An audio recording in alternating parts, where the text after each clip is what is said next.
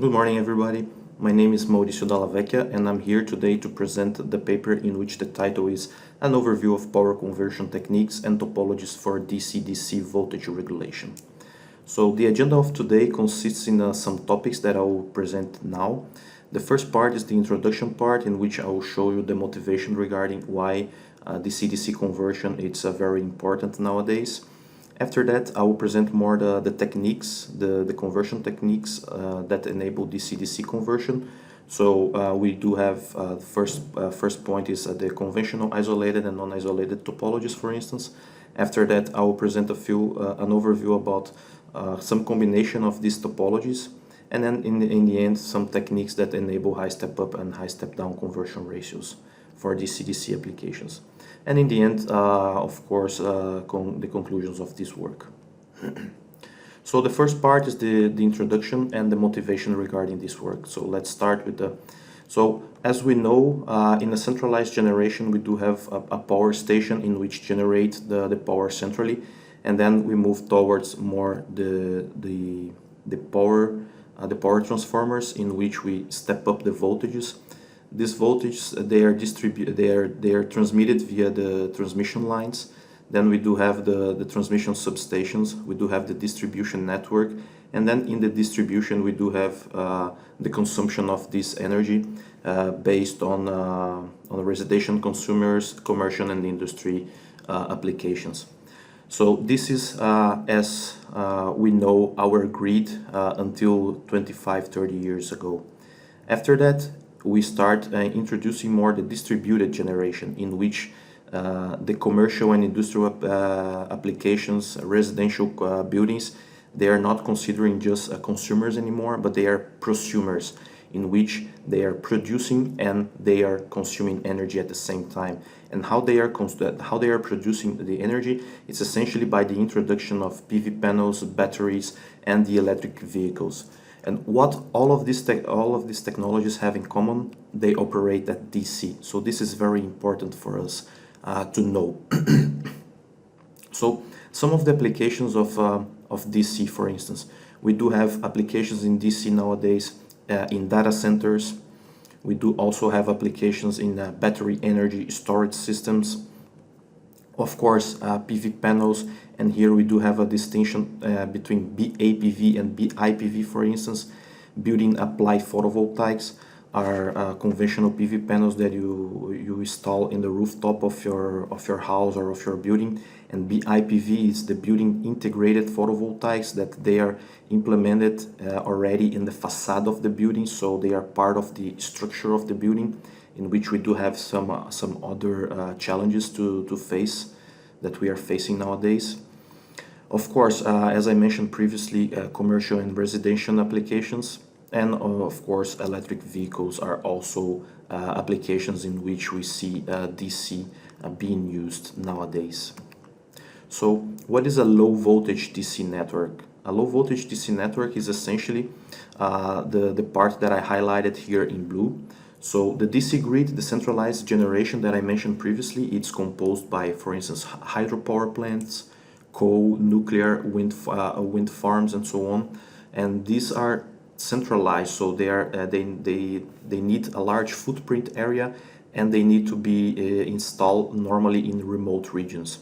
So the distributed generation, in which we foresee batteries and PV panels, they are considering the more decentralized, in which you can install in a building, in a house, and so on, and you generate the energy locally.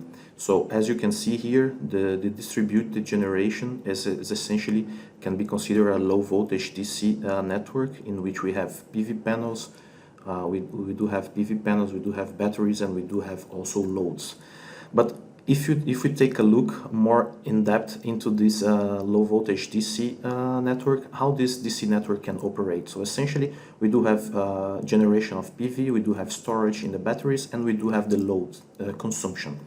So essentially, the PV panel can generate enough energy to provide to the load, and the remaining energy we can store into the battery system. For instance, this is just a small example. Once we don't have enough energy provided coming from the PV panels to provide to the loads, we do have a different scenario in which the PV panel and the battery, they are both providing energy to the load. And for instance, during night, once we don't have PV energy anymore, the battery can essentially provide energy to the loads. And if you see in this figure, all of these technologies, they are being introduced into the DC grid. Essentially, there is a converter in between that we call the DC-DC converter. But if we take a look inside this DC-DC converter, what can we see? We see that these DC converters, they are made by capacitors, inductors, transformers, and semiconductors, active and passive semiconductors.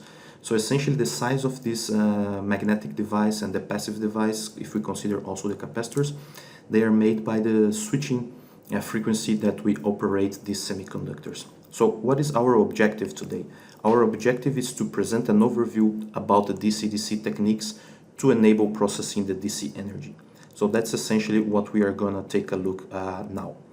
So if we take a look more to the DC-DC conversion techniques, we go towards the conventional isolated and non-isolated topologies. For instance, for the isolated part, we do have a flyback converter, we do have a forward, push-pull, half-bridge, and full bridge.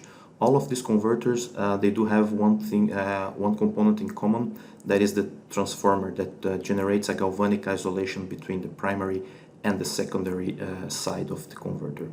And you can use to step up and step down the voltages based on the turns ratio of the transformer. For the for the non-isolated topologies, here I present some examples. For instance, the buck converter, the boost converter, the buck boost converter, the Chuck converter, the Zeta converter, and the Sepik converter. They are all made by active and passive semiconductors and inductors and capacitors, but they do not present a transformer. They do not present isolation between the primary and the secondary.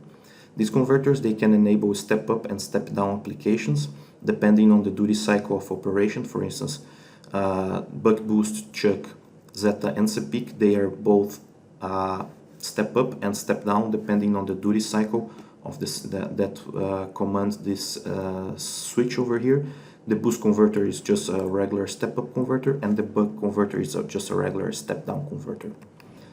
If we start combining the non-isolated and isolated topologies, what we do have, for instance, the first one is a Sepik Chuck converter.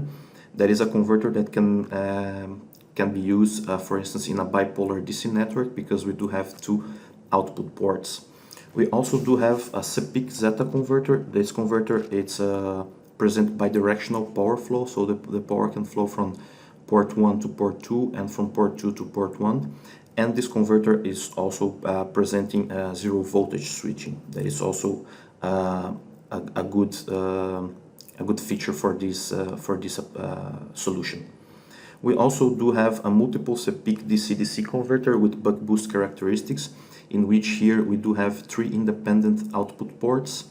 And essentially one of the main advantages of this topology that's we operate it with just one semiconductor, one active semiconductor, and we do have three or multiple different outputs. That's also a very interesting topology for multiple output applications in different voltage levels, for instance. We do have this, that is a soft switching modified Chuck converter, for instance. That is essentially the resonant tank formed by the auxiliary inductor and the auxiliary capacitor enable the soft switching technique. One of the disadvantages of this topology is that the input and the output, they are not connected, the negative of the terminals, they are not connected to the same point. Finally, and here is now a combination of isolated and non-isolated converters. We do have a combination of the buck and push-pull converters, in which, if you see here, essentially by the gain of this structure, it's a combination of the step-down ratio of the buck and the step-down ratio of the push-pull. So you do have the turns ratio of the transformer also enable a high step-down application. So some techniques that can enable high step down and high step up conversion ratios. For instance, converters can be uni or bidirectional in the power flow. As I mentioned previously, it's unidirection if the power flow goes from port A to port B, and it's bidirection if it goes from port A to port B and the other way around. Some techniques that also enable high step down and high step up conversion ratios, for instance, the common mode and the non-common mode terminal and the differential connection. So the common mode terminal is essentially that the ground of this point and this point, they are the same ground. The non-common terminal, it's essentially we do have two different grounds in our system. It can be related to, for instance, an isolation between primary and secondary.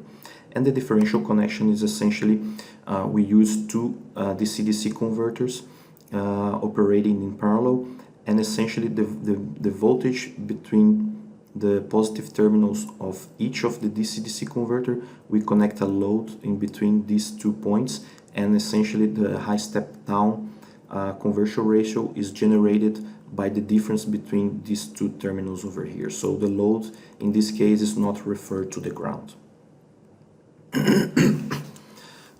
So techniques that also enable step up and step down conversion ratio, for instance, couple and tapped inductor, that we do have here some different topologies that you can see that based on the gains that they are related to the turns ratio of the couple and tapped inductor. This is also a technique that is used to achieve these applications that we are foreseeing.